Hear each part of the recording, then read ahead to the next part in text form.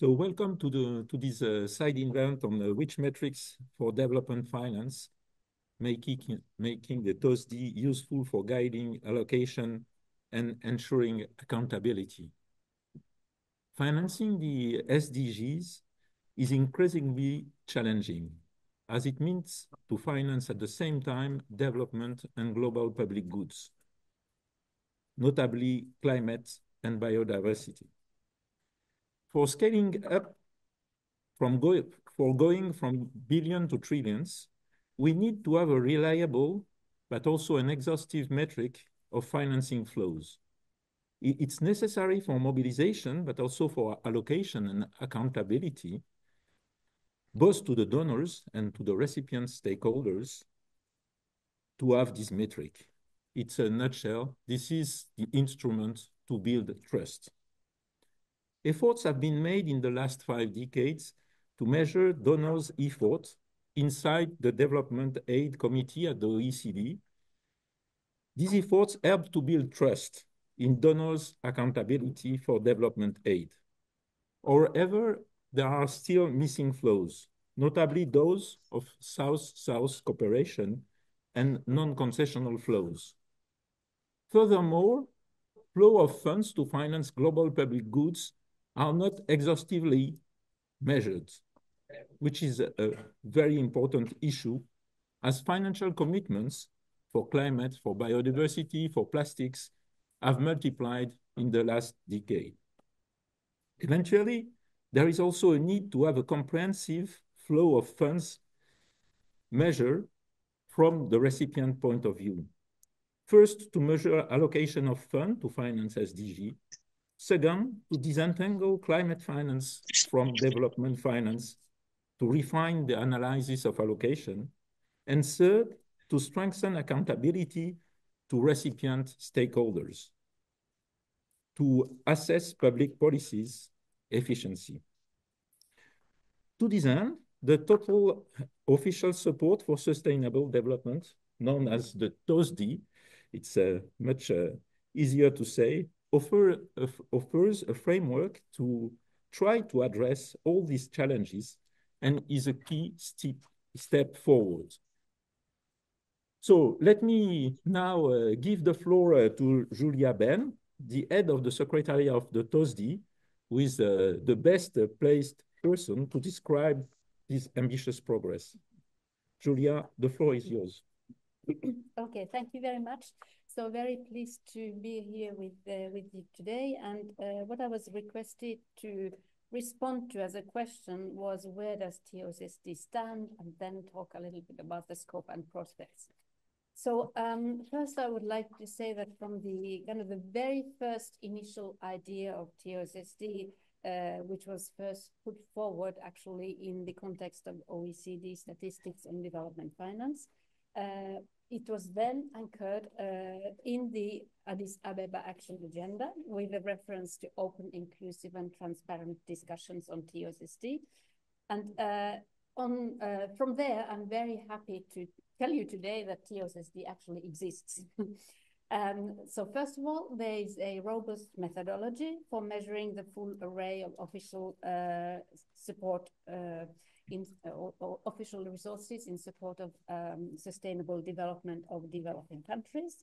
From all providers, it is bilateral, both traditional providers and South-South cooperation providers, multilateral providers.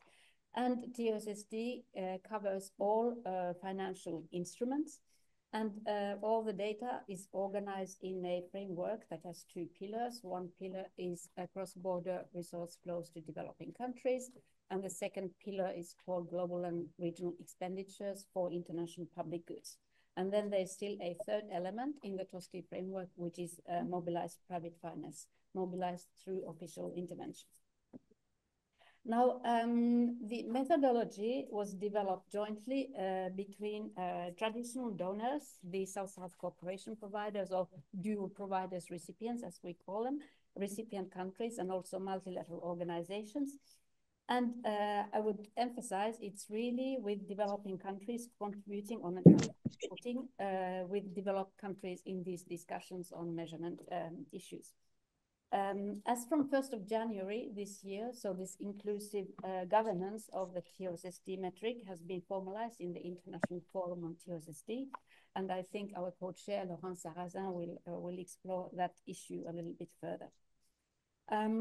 Now, a third point, in a month or two, so we will have available on the internet 5 years of TOSSD data on cross-border support to developing countries and global expenditures collected from over 120 official bilateral and multilateral providers. And these data are made available in a user-friendly data visualization tool. The data that are behind there at the activity level can be downloaded for further research, and they are available free of charge. So that's kind of a major aspect that we need to emphasize. Now, with 5 years of data, TOSSD starts to become an interesting tool for analysis on financing for development. And the, if you like, the benefits and the value added of TOSSD that inspired the work on the methodology in the first place, it is now demonstrated by the increasing use of TOSSD data. So it's both in the context of, for example, voluntary national reviews, in the context of the high-level policy, what is it, HLPF, High-Level Policy Forum, HLPF, yes, on sustainable development, the SDG indicator 17.3.1. We are submitting data regularly to the UN Statistics Division in that area. TOSSD data also being used in some of the international agreements, monitoring frameworks, like, for example, the one on biodiversity or the Global Compact on Refugees. And then we are, of course, promoting the use of TOSSD in various thematic studies. So in that area, or in that, I would say we are well on track, but this is not to say that everything is perfect. So the methodology is still being refined, it's being improved, and one of the major areas, for example, where there has been a change in the just last couple of months is the way we are defining the list of recipients of TOSSD. So the International Forum on TOSSD achieved an agreement on using multidimensional criteria for defining the list of recipients, and that is a major piece of progress that we really want to make known in the also in the UN context. And then finally, we have made good progress in the area of kind of clarifying the scope of the Pillar 2 of TOSSD. So it is this global and regional expenditures for international public goods. But there's a lot of work still to be done going forward. Now, my last kind of section of the presentation is then about the prospects for future when it comes to TOSSD. So our ambition is really to see TOSSD as one of the tools used for monitoring the future financing for development agenda, the outcome from Sevilla, but also other international agendas. And our wish is to make the work carried out on TOSSD so far available and make it useful to inform the discussions on these global issues. In this context, I'd like to emphasize that so TOSSD is not a one single aggregate measure. It is about those cross-border flows. That's Pillar 1. We have Pillar 2, which is about global regional expenditures, and we have mobilized private finance. And I would say that it is the existence of this Pillar 2 that protects the integrity of the data in that Pillar 1. So, and kind of having the Pillar 2 defined as it is there today, it creates a space for exploratory work on some of these global challenges. So we have certainly put in place measurement methodologies, but these are not cast in stone. They are very much there, open for discussion. They will need to be refined further. And it's also a space where we can explore new ideas. And here I would like to mention the SDRs, for example. So this is an area where we have been discussing with Bruno about how we could use TOSSD for tracking or for monitoring the rechanneling of SDRs for sustainable development. So then final point is to say that we have a work plan in the International Forum on TOSD for 25-26 defined. And there we have actually already planned work on how TOSD could be used for tracking global commitments, for example. We have also planned work on improving the measurement of leveraging effect of public finance. And it is, I would say, very likely that, for example, we will be looking more into detail to the question of climate change. So I think this is where you can see then the linkages with the research that has been done by Ferdi. And we hope to be able to collaborate with you and you know, use our work and the forum also to further discuss and elaborate on some of these issues. So thank you very much. That was what I thought I would tell you today about where do we stand with TOSD. Thanks. Yeah, thank you very much, Julia. You said something which was very interesting for me, probably a key issue. Pillar 2 protects the integrity of Pillar 1. Could you elaborate just 1 minute before I give the floor to Laurent Sarrazin? Yes, so the idea there is that in measuring development finance, there is a tendency to try to get everything included in the reporting system. And this is something, if I may say, we have maybe seen in the ODA metric for some time. So those who provide development finance, they have a need to be able to report somewhere and calculate, you know, what is the volume of financing that they provide for various purposes. And if there's only one metric, if you like, for doing it, so then there is a tendency to get everything included in there. Whereas what I would say is the beauty of the TOSSD framework is that we separate what goes directly to developing countries, and we try to keep that clean. And then everything that is not directly going to the countries can be treated in the second pillar, and we can have a discussion then about the extent to which that is focused on subjects that are relevant to developing countries, or whether indeed some of those topics, they are then of global nature and benefit all countries of the world. So that's to me, I really believe this is an important element, and that's kind of based on my experience with development finance statistics for quite a number of years. Thank you very much, Julia. As you mentioned, another beauty of the TOSD is that it is a partnership between donors and recipients. And so I think at this point, I will give the floor to Laurent Sarrazin, who is the head of unit in the Directorate General for International Partnership for the European Commission, but who is also the co-chair of the TOSD Forum with his colleague from South Africa. And Laurent, the floor is yours, and you are probably the best placed to explain this particular beauty of this partnership. Thank you and good afternoon, colleagues and partners. I'm very pleased to address you today to present the International Forum on TOSD, and I hope you can hear me well, even though I'm not present in the room. TOSD was conceived to bring greater transparency and inclusiveness to how we measure official financing for sustainable development. It builds on the Addis Ababa Action Agenda's call for a comprehensive framework that reflects the full spectrum of resources mobilized for the SDGs. It was launched in 2019 and endorsed by the UN Statistical Commission in 2022, and since then it has grown significantly. Notably, we have achieved the successful publication of 4 TOSD annual data series. Julia was mentioning the 5th is in preparation.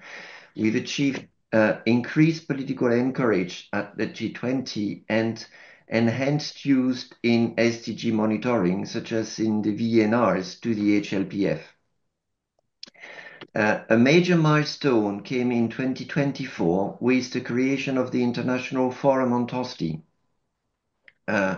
The forum is unique. It is a multi-stakeholder platform that brings together countries, multilateral institutions, and civil society to ensure that no voice is left behind. Its governance is thus rooted in transparency and inclusiveness. This ensures equitable decision-making and amplifies the voices of those at the heart of development challenges. Another innovation is the pilot of a data review mechanism. This mechanism allows recipient countries to review the data reported about them and ensure its accuracy, mutual accountability, and trust in TOSSD's reporting process. So the putting in place of this data review mechanism is a critical step in reinforcing the credibility of the framework and its alignment with national priorities. Today, TOSSD is not just a measurement tool, it is a catalyst for aligning resources with sustainable development priorities. Looking ahead, we intend to focus on strengthening data quality, expanding participation, and deepening TOSSD's integration into global financing strategies. We think this work is critical for advancing equitable and effective financing for the SDGs. Thank you for your attention. I'm following a meeting. I invite you to engage with us to build this momentum. Now it's time for me to give the floor to Serge Tomasi. Serge is senior fellow at Ferdi. He's a former French ambassador. He's also a former deputy director of development cooperation at the OECD.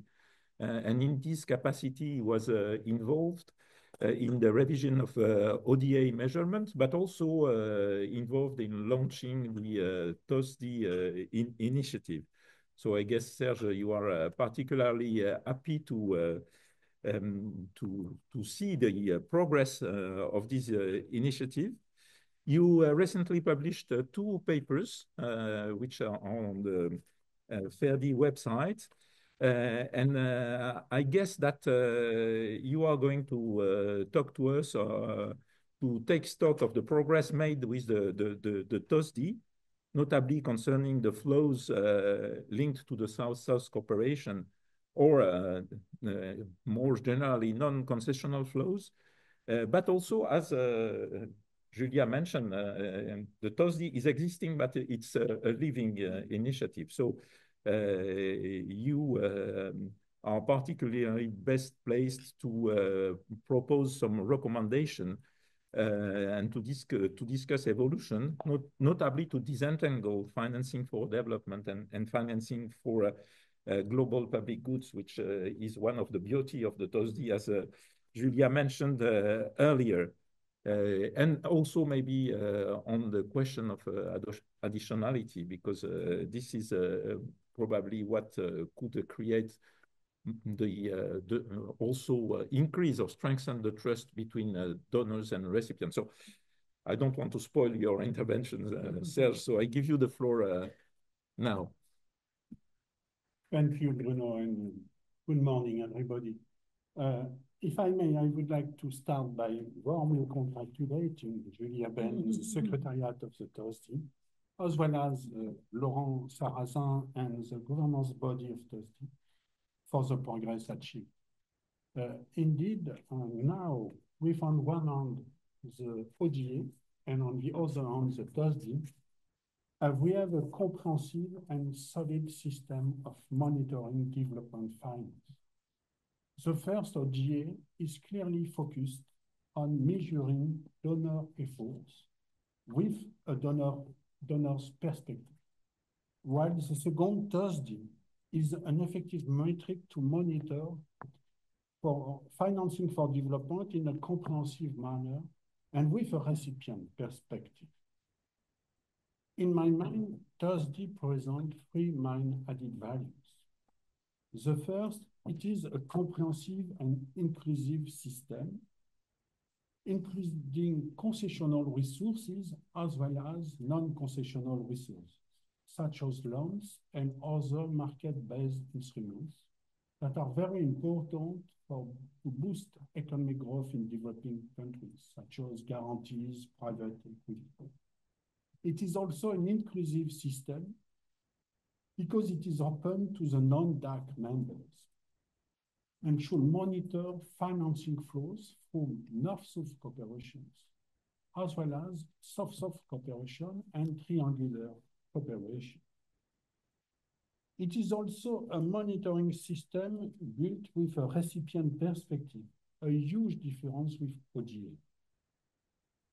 And in this regard, the decision of the governance body of promoting monitoring system at the country level, managed by the recipient countries to supplement the declaration of contributors at the global level is a very important step. And last but not least, the efforts done to take fully into account the sustainability dimensions have also to be highlighted. For instance, the efforts to track financing for global public goods, or the recent decision to design a new list of recipient countries by developing a new index including the vulnerability dimension. These steps and this progress are very important. But I would like now to highlight a few proposals presented in my report to move forward with the aim of improving TOSSD methodology and strengthening the integrity of finance for development monitoring system. As Bruno asked, how to better distinguish between financing flow for development and financing flow for global public goods. This is a key issue. In this regard, I have to say that I am a bit skeptical regarding the decision of TOSSD governance body to design a sub-pillar 2B, including all financial resources without cross-border flows. I know that it is a strong request of developing countries to get a metric making a clear distinction between cross-border and non-cross-border flows. But for the credibility and the transparency of the metric system, I think it's fundamental to establish that the main criteria to distinguish financing for development and financing for global public goods should be the purpose of the program financed and the population who will be the beneficiary, regardless the location of the program. In this regard, all the programs financed for accelerating economic growth in developing countries or for improving standard of living of the population of developing countries should be clearly included in Pillar 1. I mean, financing for development. But at the opposite, if the objective of the program finance is to promote global public goods for the benefit of global population, it should be included in Pillar 2, monitoring financing for public goods, although its implementation is located in developing countries and if there is a cross-border financial flows. For instance, regarding climate finance, we should make a clear difference between adaptation programs and mitigation programs in developing countries. The first deals with the preservation of standards of living and resilience of population in developing countries. They should be included in Pillar 1, I mean financing for development. But at the opposite, the main purpose of the second, the mitigation programs, is to reduce the global gas emission. The result will benefit to the global population and not only to the population of developing countries. Therefore, they should be included in Pillar 2, financing for global public goods, regardless their location.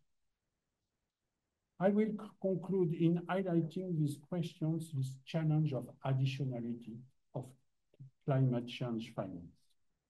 Another important effect of this kind of criteria, based on the purpose of the program, it is that we know that within the framework of the climate negotiations, we are facing a huge problem, how to ensure that climate finance is additional to ODA and development finance.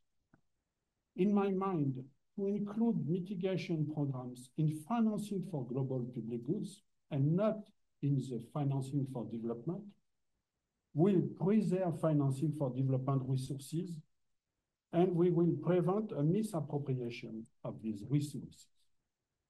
This is important, taking into account that 70% of the international climate funds finance for developing countries is allocated to middle-income countries, and only 10% to the least developed countries. So the first target of the international climate finance is the middle-income countries and not the poorest countries. Another important step to preserve additionality will be to think about new financial targets to be established for development finance. Indeed, if the international community is establishing new and ambitious financial targets only for climate finance, the risk is very serious to face a decline of development finance. In this regard, I think that you in New York, you have a key role to play in advocating in favor of a new financial target for LDCs and for development. As you know, the target of 0.15% of GNP of the donors to be allocated for ODA in LDCs has been established several decades ago. It's time now to review this target and to put it at the level of 0.20 or 25% of the GNP of donors. And in the same vein, I think it will be helpful through the TOSSD process or through the UN process to establish a financial target for development finance. I mean for the pillar 1 of TOSSD, because we have to protect development finance and we have to create a catalytic movement to support development finance and not only climate finance. There are many other proposals in my report, but I will stop now and I will give the floor to Bruno. Thank you very much, Serge. A lot of food for thought. I think at this point of time, it's really important to give the floor to a recipient, to a voice from a recipient country, and especially considering what you have said from a low-income country, because there is here an issue when you mentioned the figures of 10% only of climate finance going to low development countries. So Dr. Vainala Rinirina, you are senior fellow of the Ferdi, but you are also a professor at the University of Fianna Rantsoa, and you are former Minister of Environment of Madagascar. So we are very much looking for hearing from your experience. What are you, what you need in terms of metrics, which is very important, but also maybe your view on two issues which have been mentioned here on mobilization of funds for development and also for climate in a low-income country, on disentangling the two metrics, and on additionality to prevent crowding out of ODA in a country like Madagascar. So the floor is yours. Thank you very much, Bruno. Hi, everyone. I'm very honored to be here for this side event, and I'm invited to share with you the point of view of South countries. So the part 2 will be on my experience as a minister, and the part 3 is about the financial flows to Madagascar on these issues. So the quick reminder of Madagascar. Madagascar is one of these LDCs countries, least developed countries. 80% of population living under the line of poverty. These are figures from 2023. It's also one of the biodiversity hotspot in the world in terms of fauna and flora. We have 5% of the global biodiversity. So Madagascar is very strategic for the vision 3030. We also have 2% of the global mangroves. And Madagascar is particular because we have a very high endemicity in terms of fauna and flora. The country also has rainforests and dry forests, so it is part of the carbon sink and provide also ecosystem services and climate regulation to the global world. Madagascar is also a country very vulnerable to climate change. And for the climate issues, Madagascar is part of the CIS group, the small island states, part of the African groups, part of the G77 with China. It is important to be known because Madagascar has to deal with these 4 groups during these COP negotiations. Madagascar has launched during the COP27 in Azerbaijan a group of 4 carbon neutral emission countries called G0 with Bhutan, Panama, Suriname, and Madagascar. The idea is to have more climate finance and more attention on this forests and carbon sink. So now I will move to the part 2, my experience as a Minister of Environment and the policymaker, and how we face these challenges of sustainable development goals finance. First of all, the ministry called Ministry of Environment and Sustainable Development has to deal with environment issues, forests issues, biodiversity issues, and climate issues. And the main, Madagascar has implemented the idea that we have to adapt and to mitigate, but the main priority is adaptation, even if we also updated the NDC, the National Determined Contribution of Madagascar. In 2020, I had the privilege with my team to launch the Madagascar Environment and Sustainability Development Plan for 10 years. And we did a great work with the World Bank to have an economic valuation of what is needed to implement this plan for 10 years. One of the main challenges of this ministry now is also to find yeah, finance. Is also to realize the monitoring of measures and indicators, but also to measure public and private fund for sustainable development. And it's a very tough work. Madagascar is under programs with the GEF, the Global Environment Fund, but also the Green Climate Fund. But as part of the low-income countries, let's say that Madagascar doesn't really benefit from these GCF flows. And I learned 7 days ago that only 3% of the GCF flows goes to low-income countries. For the part 3, the financial flows to Madagascar, as Shared said, we are really facing this increase of climate and SDGs finance and a decrease on development finance. For instance, the IMF has launched 6 months ago a new fund for Madagascar, which is called in French Fonds pour la résilience et la durabilité, that I can translate maybe as a resilience and sustainability fund. So the idea from IMF is to move from conventional or concessional debt to climate finance. So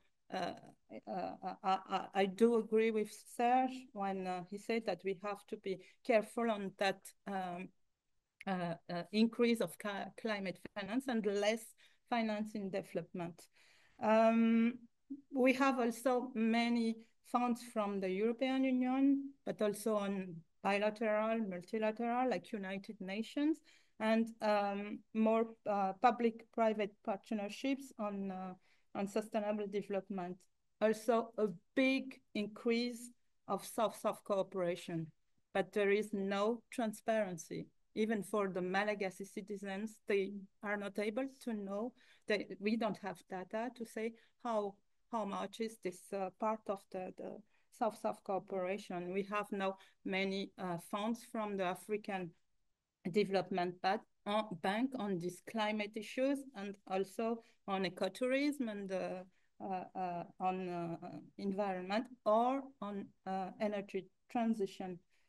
Madagascar has signed for this last 5 years many contracts with China, India, United Arab Emirates, the OPEC fund, for example, for clean cooking energy. So we really have this increase of South-South funds cooperation, but there is no data available for the citizens. So to conclude, as far as I'm concerned, for me, it will be very useful to have the TOSSD developed and implemented in Madagascar, but maybe for most of the undeveloped countries, and also for the African countries. And we really need to distinguish the flows for development and the flows for climate and biodiversity, so the public goods.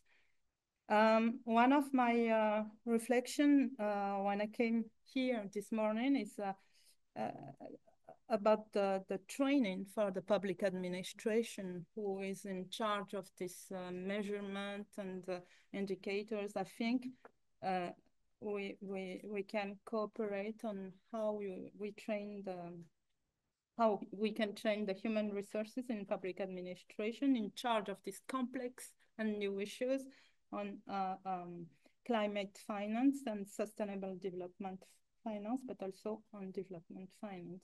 And the last point is on the importance of the TOSSD for accountability. So for donors, countries, but also for the Malagasy citizens who want to know what are the real amount of finance that are going to these sectors and to these public goods.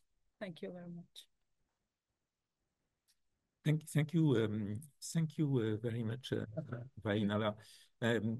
If I may ask you just a question, because I heard a few weeks ago your presentation on the policy for transition, and what was striking, like in other countries, was the difference between the needs for transitions and the financing for transition. But maybe it is also coming from the fact that you don't have good metrics for assessing or for measuring the financing for transition. So how much the TOSSD could help on that field, because it's a little bit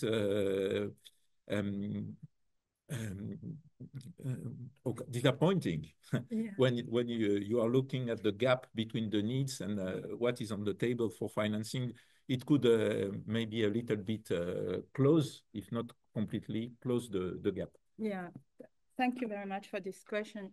Actually, this kind of tool, TOSSD, will really help the the country to have this metrics and this methods to the measurement, but there is also a specific issue in Madagascar because when we get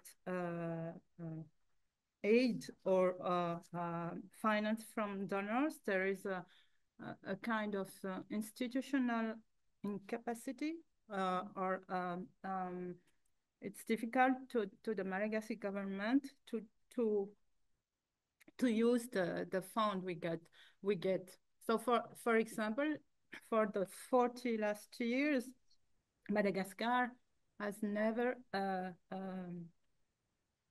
used more than 35% of its aid. It's public aid or private aid. So there is a real need on this how to train the public administration, but also how to improve the capacity of the government to use this aid. Thank you. Thank you very much. Julia and Laurent, you mentioned earlier that that was a very interesting step forward, was this idea to confront the declaration of donors and recipients. Cameroon, as I understand, is a pilot country in this data review process. So it's time for me to give the floor to Bernabe Okuda, who is Director for Coordination and Research at the Cameroon National Bureau of Statistics. So Bernabe, the floor is yours. Okay, thank you. I'm very glad to be with you today. And maybe you assuming that I'm struggling with my devices. I have my smartphone and my laptop in order to be sure that my communication will be shared with you. So I've been asked by the team of Ferdi and the IFT Secretariat to make a short presentation on the theme on how to improve the measurement of financial flows. And I tried to share with Fabienne my presentation in 3 or 4 slides. The idea is that the TOSD, we assume that is a new instrument to enlighten the monitoring and the transparency and accuracy or exactitude of international finance flowing. Those flows may come from ODA, that means maybe debt or grants. It can be EDI, external investment. It can be commercial flows. And in TOSD, we have included soft cooperation. And as one of the previous speakers was saying that the rate of 0.7% of ODA have never been achieved by the donors. We hope that TOSD can help to monitor and assess those flows. TOSD also includes the private flows or any assistance of any kind.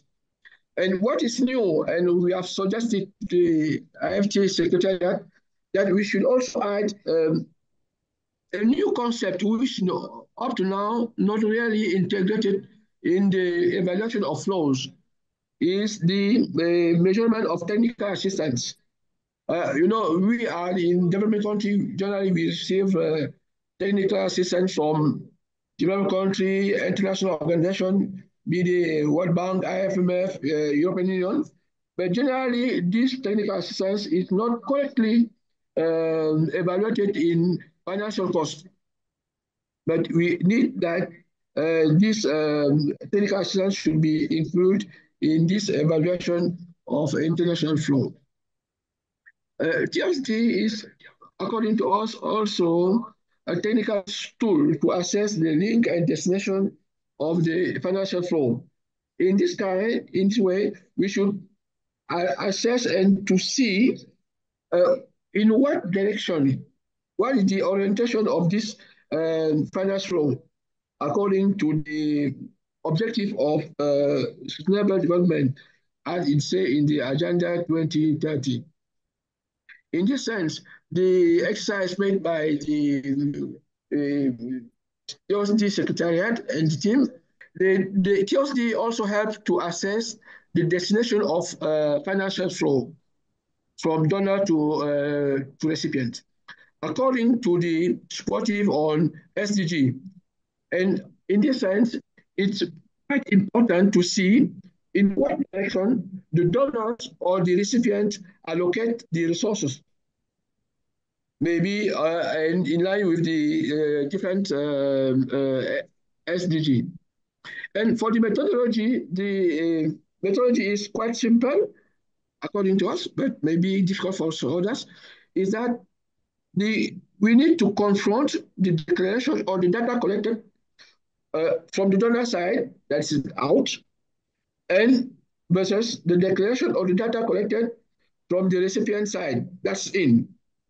And that the first objective, and then result one, is to expect to reduce or to narrow the gaps between the declaration or the data collected from the donor side versus the recipient side.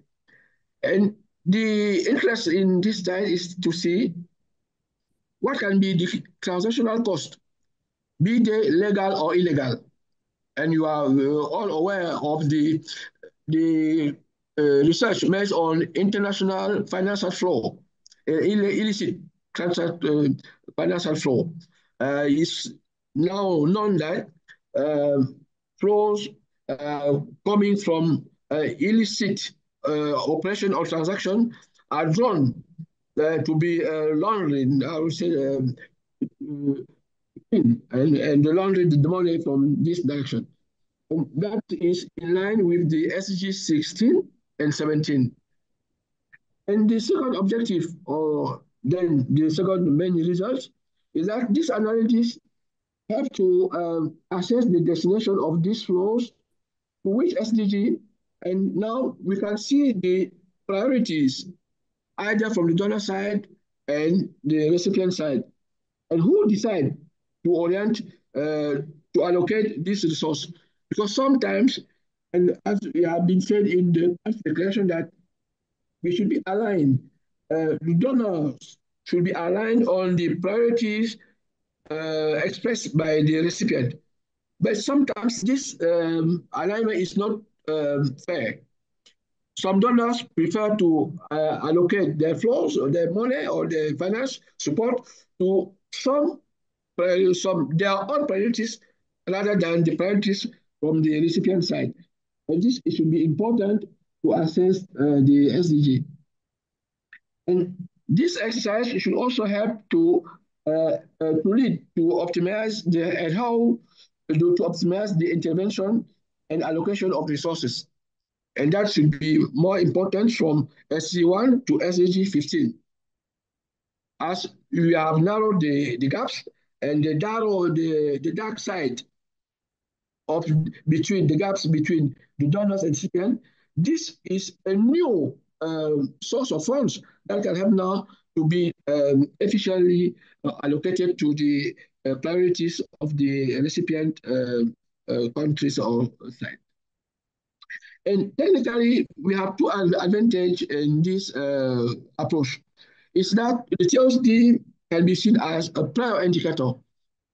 That means before we can see what amounts is going where. And after that, we have a second advantage, which is an ex post indicator. After the donors have sent the flows to the recipient, we can also assess, and this confrontation in and out will have to more transparency and accuracy of the financing of development.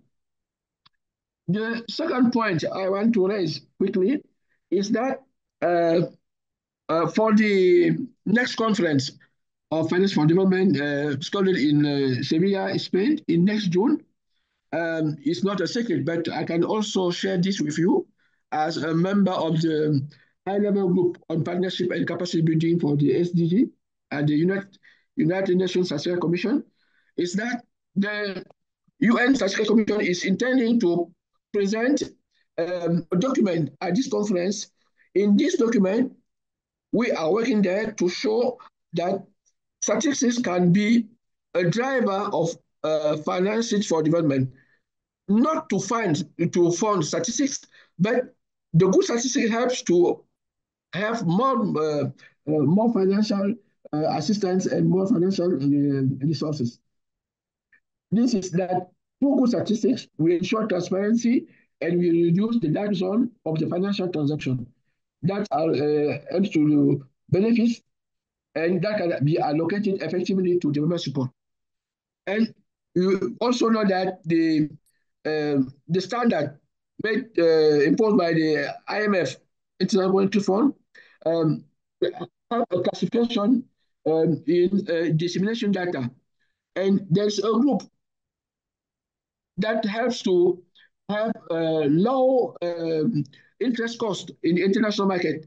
Is that when a country is classified in the DTS, General Dissemination Data Standard, this helps that when you are in this group, not general dissemination, is standard dissemination data system. The position of your country allows to have the low interest rate on the international financial market for the countries. And at the end, and to conclude, we will say that the next conference of financial development in Sevilla should be a good moment to advocate that TOSD could be a tool that helps to finance the development.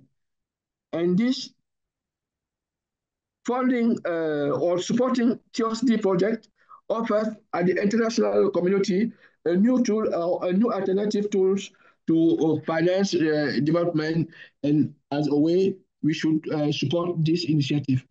Thank you. Thank you very much, Barnabe, and thank you very much also for your conclusion, because your conclusions means that in fact having good data is contributing to build trust, and to build trust is contributing to mobilize funds, including from the market, not only from the official donors, but also a good word of conclusion. So let me thank all the panelists and close the session. Thank you. Bye. Thank you.